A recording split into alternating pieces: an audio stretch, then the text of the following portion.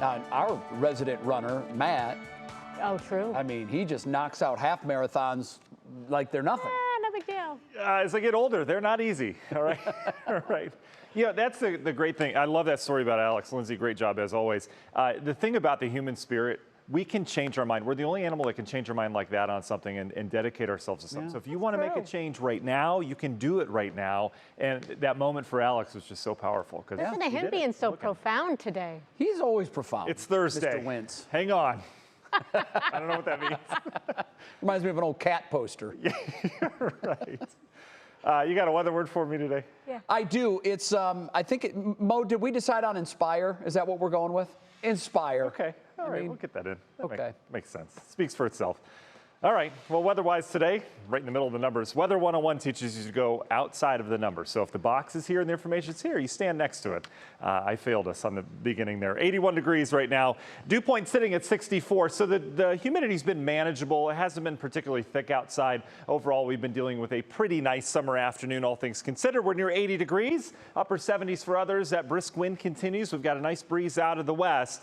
Whenever you have a breeze, there's typically a jet stream around, and that jet stream has continued to bring these rain chances every couple days, and it's kept our humidity in check. We've got the dew points, as I mentioned, in the low 60s. But once you know it, there's another rain chance on our doorstep coming across the lake right now. We're dry elsewhere. We've had some cumulonimbus clouds bubbling up from time to time, not amounting to much over the land, but as you get up in the areas of Michigan, they had nothing severe with this, just a couple special weather statements. There's not even much lightning with this, but some pretty heavy downpours, and these are some thunderstorms nonetheless coming across the lake. If they survive the trip across the lake, which I think they will, they'll make it in Lorain around 614 or so. Cleveland area anywhere between 645, 650 as it looks right now, and then eventually out and towards the east suburbs after that. So anytime after 630 in the Cleveland area out towards the east, maybe plan for some of these showers. You'll see this one coming, not something that's going to pop up overhead. We've got a cold front. This cold front's going to kind of stall and kind of wash out as they do, but you can see some of the shower and thunderstorm activity being triggered by that. As we look out towards the west, there's lots of swirls, and most of them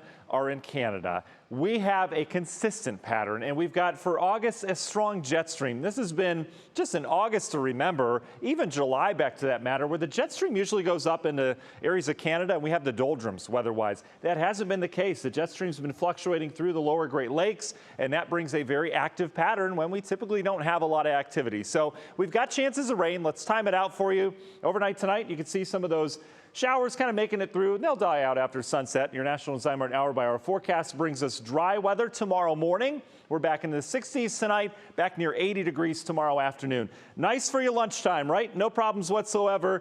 Uh-oh. Here we go. Another rain chance tomorrow afternoon and evening. And this one's going to be a little bit more potent. Will there be a storm south of Elyria at 8? I don't think so. This is just kind of a trend. We'll have to see where they develop. But our storm chances ramp up all over northeast Ohio as we get into the afternoon and especially evening hours.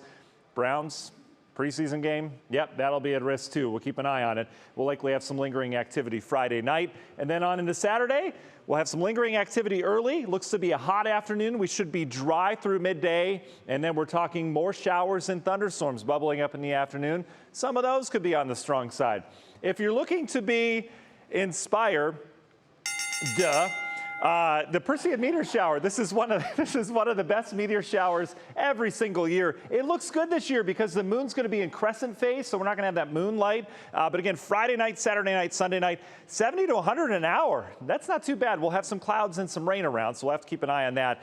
The big story we'll talk about next half hour is drier air, but at a price. We could have some severe storms around here. Union Home Mortgage 7-day forecast shows you that would be on Monday, and then we cool down sharply, 74 for a high on Tuesday.